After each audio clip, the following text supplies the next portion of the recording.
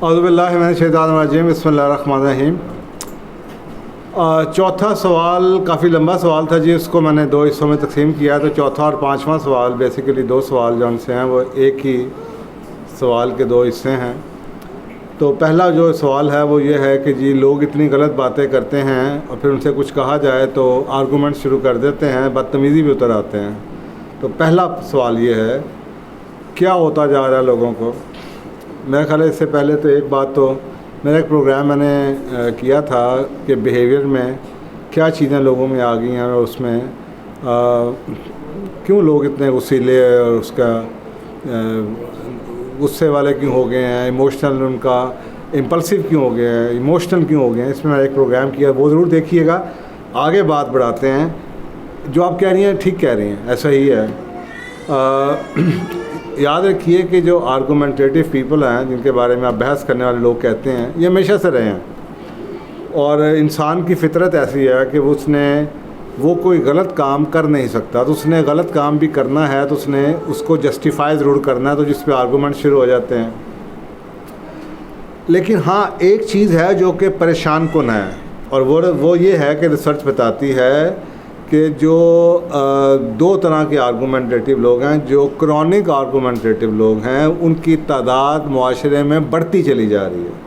अब ये जो क्वेश्चन है या ये जो रिसर्च है, ये शायद आप इसकी तरफ से हवाला दे रही हैं। वैसे तो जनरली स्पीकिंग इंसान हमेशा से आर्गूमेंटेटिव रहा है, क्योंकि मैं जब ये कह रहा हूँ उसकी बुनियादी वजह सूरह कहफ सूरह 18 नंबर सूरत में 54 नंबर आयत है। और अलबत्ता तहकीक हमने इस कुरान में लोगों के लिए हर एक मिसाल को कई तरह से बयान किया है, और इंसान बड़ा ही झगड़ालू है। और आपके सामने जितने भी आपको क़ससुल अंबिया आप पढ़ लें, उसमें वो पैगंबरों के साथ इतनी बहस करते थे, और स्टूपिड किस्म की बहस लोग किया करते थे, फजूल बात, जिसमें कोई सर पैर कोई रैशनलिज्म नहीं होती थी। जहाँ तक का कहा मसलन कि जी आप मौजा दें, मौजा दिखा दिया, तो उसके बाद फिर बहस शुरू होगी किसी और चीज़ पे। भी अभी तुमने एक रैशनली कहा कि ये दिखाओ, हम आपकी बात मान लेंगे, फिर बात नहीं मानी। तो ये जो इंसान की फितरत है, जो फितरत का एलिमेंट है, ये तो हमेशा से मौजूद रहा है, लेकिन ये फितरतन इंसान के अंदर मौजूद होती है, उस पर कर्टेल भी किया जा सकता है। लेकिन इन्वायरमेंटली जो तब्दीलियाँ आई हैं, और वो आजकल उसका इजहार आपको नज़र आता है, टेलीविज़न पे नज़र आता है, आपको सड़कों पे नज़र आता है कि हर बात पे हम बहस करते हैं। पुलिस वाले से भी हम बहस कर रहे होंगे फजूल में। मैंने क्या, उस बेचारे ने सिंपल सा एक रूल है कि आपने सुरख बत्ती पे आप गाड़ी ने आपने रोकी या नहीं रोकी। इससे क्या ताल्लुक़ है किसी चीज़ का कि आप जल्दी में थे, आपने देखा नहीं, या कुछ और हो गया, या रश लगा, जो भी था। अब ये तो एक सिंपल सा यस नो का क्वेश्चन है, आपने यस तोड़ा या नहीं तोड़ा। नहीं तोड़ा तो जनाब ये वीडियो देख लें, इस पर भी बहस करेंगे। आपने कानून तोड़ा, आपने दुकान खोल ली, आपको मना किया था इस वक्त नहीं, उस पर भी कोई बहस करेंगे। हर चीज़ में हम बहस करते हैं। लाइन में खड़े होंगे तो हम बहस करेंगे। हमारी एक मजाज बन गया है बहस करना। तो ये मेरा ख्याल है सबसे पहले तो एक जो इसके पीछे एक मिसअंडरस्टैंडिंग है, वो उसको दूर करने की ज़रूरत है। क्योंकि दो तरह के आर्गूमेंटेटिव लोग हैं, मैं बाद में इसका रेफरेंस आपको दूंगा कि दो तरह के आर्गूमेंटेटिव लोग होते हैं। एक को हम कहते हैं रैशनल आर्गूमेंटेटिव लोग, और ये दूसरे होते हैं इर्रेशनल आर्गूमेंटेटिव, जिनको आप क्रॉनिक आर्गूमेंटेटिव लोग भी कह सकते हैं। अच्छा, अब ये जो रैशनल आर्गूमेंटेटिव लोग होते हैं, ये वो लोग हैं जिनकी एनालिटिकल स्किल्स बड़ी डेवलप होती हैं, और ये आर्गू करते हैं बेसिस ऑन फैक्ट्स। ये वो लोग हैं जो कि एनालाइज करते हैं कि नहीं देखें भी आपने ये बात की थी, भी आप ये बात कर रहे हैं, फैक्ट्स ये हैं, नहीं आपने इतने बजे, यानी कि they want to show you the other side of the story through facts. आपको फैक्ट्स बताते हैं कि अगर आपने कोई बात की है कि जनाब आप लेट आए, तो आप वो कहेंगे नहीं यार मैं पूरे 11 बजे आ गया हूँ, आपकी घड़ी शायद खराब है, वो फैक्ट बता रहा है आपको। अब ये इस किस्म के लोगों को आप उस क्रॉनिक कैटेगरी में नहीं डाल सकते, जो कि हम जिसको नेगेटिव कैटेगरी कहते हैं। ये लोग जो उनसे हैं, इनमें ट्रिमेंडस इमोशनल कंट्रोल भी होता है, इनको पता होता है लिमिट्स क्या है, और इनको ये भी पता है कि ये जो आर्गूमेंट्स देने हैं ये कहाँ पे देने हैं, किस तरह के देने हैं, और ये रैशनली आर्गूमेंट्स जो देने हैं ये इनकी कहाँ तक लिमिट है, किस रोल के अंदर देने हैं। जहाँ पे उनको पूछा जाता है, जहाँ से उनसे मशवरा लिया जाता है, जहाँ पे जनाब कोई एनालिटिकल स्किल्स की ज़रूरत पड़ रही होती है, कोई आप मुल्क की पॉलिसी है उसके ऊपर आप फैक्ट से बात कर रहे हैं। ये दुनिया में हमेशा से होता है, इस तरह के लोग मौजूद होते हैं और ये बड़ी क्वालिटी है लोगों में कि जनाब वो लोग वो चीज़ें देख लेते हैं, एनालाइज कर लेते हैं। किसी चीज़ के लिए आपको बड़े बड़े अच्छे वकला मिल जाएंगे जो कि आपकी बातों के अंदर से कोई आपको दूसरी साइड दिखाते हैं, आपको मीडिएटर नेगोशिएशन के रोल में आपको दुनिया में लोग मिल जाते हैं। जो CEOs हैं वो तो ये अपनी स्किल्स डेवलप करते हैं, उनकी ये जो एनालिटिकल स्किल्स होती हैं, क्योंकि उन्होंने पूरे कंपनी की स्टेटमेंट देखनी होती है, उनको पढ़ाया जाता है, उनको ट्रेनिंग सिलवाई जाती है, क्योंकि ये स्किल्स होनी चाहिए कि उनका एक मुलाजिम उनको आके या उनका एक जनाब डायरेक्टर उन्हें बता रहा है कि ये ऐसा नहीं हुआ वैसा हुआ, तो they have to come up with some arguments कि यार नहीं, ये होल्ड ऑन, आप कह रहे हैं ये ऐसा नहीं हुआ, तो ये फ़लानी कंपनी जो आपकी कंपेटिटर है उसमें कैसा हो गया। आप कह रहे हैं कि जनाब कोरोना की वजह से जनाब हालात ख़राब हो गए, तो फ़लानी कंपनी में ऐसा क्यों नहीं हुआ, या उस प्रोडक्ट पे इसका असर क्यों नहीं पड़ा, तो जवाब दें। तो ये जो एनालिटिकल किस्म के आर्गूमेंटेटिव हैं, जिनको हम रैशनल आर्गूमेंटेटिव लोग कहते हैं, ये तो चलो माशरे में होते हैं, हमेशा से इनकी ज़रूरत भी रहती है। दूसरी तरफ ये जो लोग नाराज़ किस चीज़ पे होते हैं, दूसरी तरफ से अगर इनका मुकाबला उन लोगों के साथ हो जाए जो कि इर्रेशनल आर्गूमेंटेटिव हैं, जिनको हम क्रॉनिक कहते हैं, तो वहाँ पे इशू पड़ जाता है, क्योंकि ये बात करते हैं फैक्ट्स पे, और जो इर्रेशनल है उसके पास कोई स्टैटिस्टिक्स नहीं है, उसके पास कोई फैक्ट्स नहीं है, उसके पास कोई रियलिटी का चेक नहीं है, वो सिर्फ आपकी ही बातों को ही, इसे कहते हैं ना बहस बराए बहस करना, उसके पास कोई पॉइंट नहीं है, कोई 10 मिनट घुमा के भी बात में वो बातें करना जिनका ना कोई सर है, ना कोई प्यार है, ना जिनके साथ रेलेवेंस मिलती है। मसलन ऐसे बातें, ऐसे मैंने आपको एग्जांपल दी है कि आपने इशारा तोड़ा, आपने किसी के साथ ज्यादती की, आपने गाली निकाल दी, आपने गुस्सा कर दिया, सिंपल सी बात ये, आपने ये किया या नहीं किया, अब ये फैक्ट्स हैं। आपने नकल मारी या नहीं मारी, आपने ज्यादती की या नहीं की, आप लेट आए या नहीं आए, अब इसके ऊपर बहस करना शुरू कर दें वो बातें जो इस पर्टिकुलर मोमेंट पे इररिलेवेंट है। मुझे देर हो गई थी, मेरी गाड़ी ख़राब हो गई थी, मैं तो ऐसा नहीं हूँ, और यार आप कितने हैं, मैं तो जी मेरा तो बड़ा अच्छा किरदार है जी, मैंने तो कभी आज तक इशारा तोड़ा, यार तुमने सारी ज़िंदगी कभी इशारा ना तोड़ा, अभी की बात हो रही है, अभी तुमने तोड़ा या नहीं तोड़ा।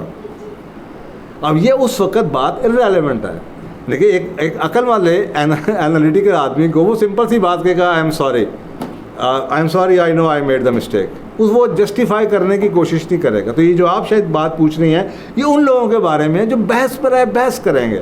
आप उन्हें कह दें दूध में ये क्यों है, उस पर बहस शुरू कर देंगे। आप उन्हें कहें यार ये मक्खी तुमने कहा नहीं, ये तो मक्खी है, फिर उस पर कुछ बहस शुरू कर देंगे। आखिर में जब थंग आ के कहें लेना तो ले, नहीं तो ना लें, इनके फजूल में बहस पर बहस, आपकी बातों में से कोई चीज़ पकड़ के फिर बहस शुरू कर देंगे। आपने ये क्यों कहा और आपने वैसा क्यों नहीं कहा, आपने आप कोई बात कहेंगे तो और कुछ नहीं मिलेगा, तो ये कह देंगे आपने जनाब आपकी आप ऊंचा क्यों बोल रहे हैं, ये खुद नहीं देखेंगे वो खुद ऊंचा कैसे बोल रहे हैं। आप उन्हें कह दें आप गलत कह रहे हैं, तो आगे से कहेंगे आप गलत कह रहे हैं, उनसे कहेंगे आप कैसे गलत कह रहे हैं, वो उस पर पीछे पड़ जाएँ। अब ये जो साइन है, जिसको आप क्रॉनिक या जिसको आप इर्रेशनल आर्गूमेंटेटिव कहते हैं, ये वो लोग हैं जो कि आउट ऑफ हैबिट करते हैं, ये वो लोग हैं जो argument for the sake of argument करते हैं, और ये वो लोग नहीं हैं जो कि पिछली एनालिटिकल टाइप है, वो ओपिनियंस पे बात करते हैं, वो अपने फैक्ट्स पे बात करते हैं, वो डिबेट्स करते हैं। लेकिन ये जो इर्रेशनल किस्म के लोग हैं, ये हैबिचुअल होते हैं, ये दे कैनॉट हेल्प देमसेल्व्स, ये अपनी मदद कर नहीं सकते, ये छोटी छोटी चीज़ों पे फस क्रिएट कर देते हैं। और ये वो लोग हैं जो कि इनसिग्निफिकेंट चीज़ों को, जो कि जैसे मैं एग्जांपल दी जिससे उसका कोई ताल्लुक़ नहीं है, उस पर बात करना शुरू कर देंगे, बात को असल टॉपिक से हटा देंगे, आपको उलझा देंगे उन चीज़ों में जिसका इस पर्टिकुलर मोमेंट के साथ कोई ताल्लुक़ नहीं है। तो वो आपको ये साबित करना चाहेंगे कि गलत कसूर आपका कसूर हो या ना हो, गाड़ी चाहे उसी ने आपको मारी हो, वो आपको साबित कर देंगे। चाहे आपकी गाड़ी पीछे से मारी हो, वो आपको साबित कर देंगे नहीं आपने ब्रेक नहीं, आपने जनाब भाई ब्रेक मैंने जैसे मर्जी मारी, तुम इतने करीब क्यों थे कि तुम्हें ब्रेक नहीं लगी, मैं उधर फ़ोन आ गया था, मैंने उधर देख लिया था, फजूल बात है। तो ये आपकी बातों में वो आपको बुलाएंगे, आप कोई बात करेंगे, उसमें से कोई बात निकालेंगे, फिर उसके ऊपर बहस शुरू कर देंगे और आपको ये साबित करने की कोशिश करेंगे कि आपका ही कसूर है, यानी कि बिल्कुल यह मुर्गी की एक ही टांग है, इन्होंने किसी तरह से हटना नहीं है। और ये वो लोग हैं जिनके पास रीजंस आफ्टर रीजंस होंगी कि मैं प्रॉब्लम नहीं कर रहा, तुम प्रॉब्लम कर रहे हो। ये जनाब दो कैटेगरीज़ के लोग हैं, आपको ये डिफ्रेंशिएट करना चाहिए। बदकिस्मती से जब हम कोई बात करते हैं तो अक्सर औक़ात हम एक ही तरफ चल पड़ते हैं, हम उसकी बैकग्राउंड में नहीं जाते। इसलिए मैंने आपसे कहा कि बाय नेचर अल्लाह सुब्हानहू तआला ने इंसान को हमेशा से झगड़ालू बनाया है। वो झगड़ालू उतना होना, एनालिटिकल होना ठीक है, लेकिन एक और है यानी कि फजूल बातें, बहस बराए बहस जिसे आप कहते हैं, तो ये एक कुछ लर्नड बिहेवियर है। वो अक्सर का वो एक रूमी की एक बड़ा अच्छा सेइंग थी जलालुद्दीन रूमी की कि अपनी आवाज़ की बजाय अपने दलाइल को, यानी कि दलाइल तो होने अच्छे है ना, दलाइल तो आपकी अच्छी बात है, दलाइल तो इंसान में होने चाहिए, और ये एक बड़ी क्वालिटी है कि यार ये बंदा बड़ी रैशनल बात करता है, बड़ी लॉजिकल बात करता है। तो उन्होंने, आपने फरमाया, जलालुद्दीन रूमी ने फरमाया कि अपनी आवाज़ की बजाय अपने दलाइल को बुलंद कीजिए। आपके दलाइल इतने ठोस हों कि आपके सामने कोई दूसरा बात ना कर पाए, क्योंकि फूल जौन से हैं वो बादल गरजने से नहीं बल्कि बादलों के बरसने से उगते हैं। यानी कि खाली शोर मचाने से कुछ नहीं होता, पॉइंट्स या जंगें जीती जाती हैं, आर्गूमेंट्स विन किए जाते हैं। खाली बहस लड़ाई ऊंचा बोलने से, किसी के इल्ज़ाम तराशियाँ करने से, किसी को थू करने से या किसी को बुरा बनाने से तो कुछ भी नहीं होगा। आप उस वक्ती तौर पे तो अपने आप को कर लेंगे, पॉइंट स्कोरिंग कर लेंगे, लेकिन जनरली स्पीकिंग आप इसी लूये में सारी ज़िंदगी गुजार देंगे और आप अपना आपका बेड़ा गर्क कर देंगे।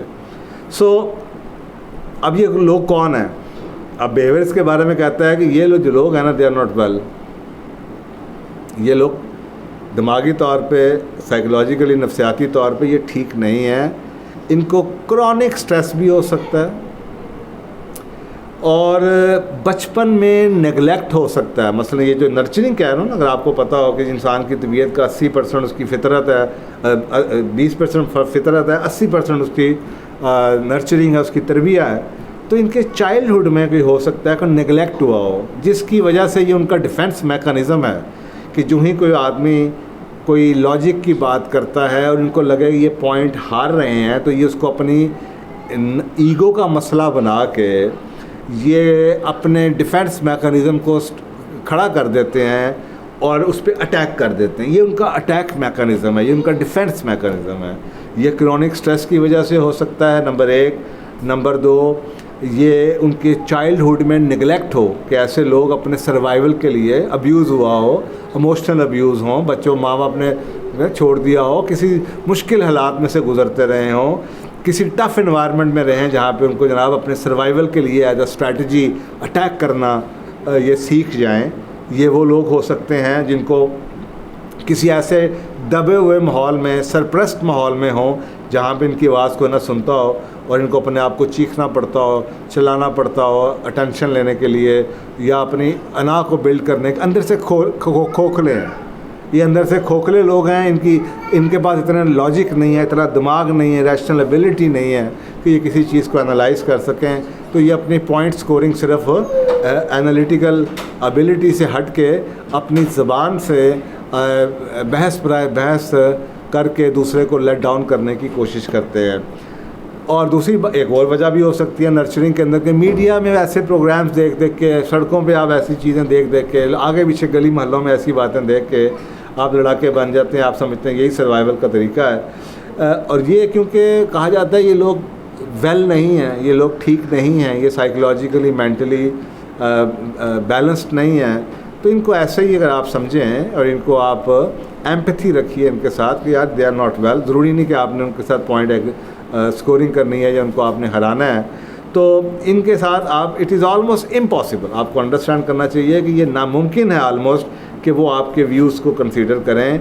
उनके माइंड में वो हमेशा अपने आप को ठीक समझते हैं और वो जो समझ रहे होते हैं उनकी रियलिटी होती है, जो चाहे टोटली झूठ हो। वो इतने ज़्यादा उसके अंदर दबे होते हैं, उनको यही लग रहा होता है कि इनके साथ ज़्यादती हो रही है, और वो क्रॉनिक आर्गूमेंट सीख करते हैं इनके। वो आपको एक बात भी आप करेंगे तो उसमें से दूसरी बात तक आप कुछ भी करके देखें, उसमें भी कुछ ना कुछ निकालेंगे। तो इसलिए इनका मतलब है कि इनके साथ आर्गूमेंट्स करने का कोई फ़ायदा नहीं है। आपको सिर्फ विड्रॉ करना पड़ेगा। और ये इनका इमेच्योर है डिफेंस मैकेनिज़्म, जो अपने आप को बचाने के लिए एकदम एक्टिव हो जाता है और ये अटैक बैक कर देते हैं। और इसको यानी कि ना क्या कहते हैं इसको, आप अपने आप को बचाने के लिए और वो टॉलरेंस जो लेवल है दूसरे का वो चेक करते हैं, यानी कि बेसिकली वो अटैक करते हैं। अब आपके पास अगर आप अटैक बैक करेंगे तो वो कम नहीं होंगे, वो और बढ़ना शुरू हो जाएंगे, वो और अटैक कर, तो ये कभी भी बात ख़त्म नहीं होगी। इसका मतलब ये है कि जो बंदा रैशनल है उसको चाहिए कि विड्रॉ कर जाए। अगर आप भी इमोशनल हैं और आप भी उनके में फंस जाएंगे तो आप या तो अपने आप को पागल कर लेंगे कि यार ये पागल हो गया, ये क्या कर रहा है, या उसको समझाने की कोशिश के अंदर आप उस चक्कर में चले जाएंगे कि आपको लगेगा कि यार ये मैंने इसको ठीक करना है, तो आप कभी भी नहीं कर पाएंगे। अब अपने आप को भी, अपना टेम्परामेंट भी खो बैठेंगे, अपना सब्र का लेवल भी खो बैठेंगे, अपने आप को भी पागल कर बैठेंगे। आपके पास एक ही चॉइस है कि आप इनसे बचें और अपने आप को वहाँ से विड्रॉ कर लें। जो ही आपको लगे कि यार ये बंदा टोटली इरेशनल हो रहा है, आप अपने आप को बचा लें। सही मुस्लिम की एक हदीस है कि हज़रत आयशा रज़ी अल्लाह ताला अन्हा से रिवायत है कि रसूल पाक सल्लल्लाहु अलैहि वसल्लम ने फरमाया कि अल्लाह ताला के नज़दीक सबसे नफ़रत के काबिल वो शख्स है जो कि इस तरीके से आर्गूमेंट्स करता हो, सख्त आर्गूमेंट, बहस पर बहस, फजूल में बहस करता हो। और तिरमिज़ी शरीफ की हदीस है कि कोई कौम ऐसी नहीं जो कि तबाह हो गई हो मासवा इसके कि वो पहले आर्गूमेंट्स, फजूल किस्म के आर्गूमेंट्स, बहस मुबाइसों में फंस जाते हैं। और ये फिर मैं आपको बता रहा हूँ, ये वो बहस मुबाइसे सीखने के लिए, समझने के लिए, वो वाले एनालिटिकल किस्म के बहस मुबाइसे, ओपिनियंस और जनाब आइडियाज़ के ऊपर बहस नहीं हो रही या एक्सप्लोरेशन नहीं हो रही, ये बहस बराए बहस वाली चीज़ का हवाला दिया जा रहा है जिस पे लोग फजूल में बहस, वो बनी इसराइल के आपके सामने किस्से मौजूद हैं कुरान पाक में, हर चीज़ पे बहस। यानी कि सवाल पूछ लिया कि जनाब आपने जनाब कुर्बानी करनी है तो बछड़े पे बहस, फिर उसके रंग पे बहस, फिर इस पे बहस, इनको फॉर एनीथिंग, यानी they will go to any extent ताकि, और ये बेसिकली उनकी अवॉइडेंस की स्ट्रैटेजीज़ और डिफेंस की स्ट्रैटेजीज़ होती हैं कि असल टॉपिक को अवॉइड किया जाए और अपने आप को जो कहा जा रहा है, जो कमांड दी जा रही है, जो बात की जा रही है, उसको नहीं मनाना। ये अपनी टांग ऊपर रखना चाहते हैं। मज़े की बात है कि अक्सर औक़ात आप इनकी बातों को यस यस यस यस कहा के इनको आप उस लेवल पे भी लेके आ सकते हैं कि आपकी बात थी जो ये पहले डिनाई कर रहे थे, अगर इनको लगे कि वो बात इनकी है तो वो लगेगा कि ये ठंडे हो जाएंगे, इनको लगेगा कि हमारी बात मान ली गई है। और अक्सर औक़ात ये लूज़ करते हैं इस चीज़ के अंदर से।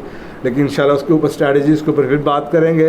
लेकिन ये बुनियादी चीज़ें हैं जो कि मैंने आपको बताया कि ये आपके पहले सवाल का जवाब है, ये क्या हो रहा है, ये क्या होता जा रहा है। मैंने आपको एग्जांपल दे दी कि दो तरह के लोग हैं और ये लोग बढ़ते चले जा रहे हैं और इसकी बुनियादी वजूहात जो उनसी माशरे में तब्दीलियाँ हैं और जो हमारे इन्वायरमेंटल फैक्टर्स हैं, बहुत बड़ी इसकी वजह ये आपको नज़र आती है।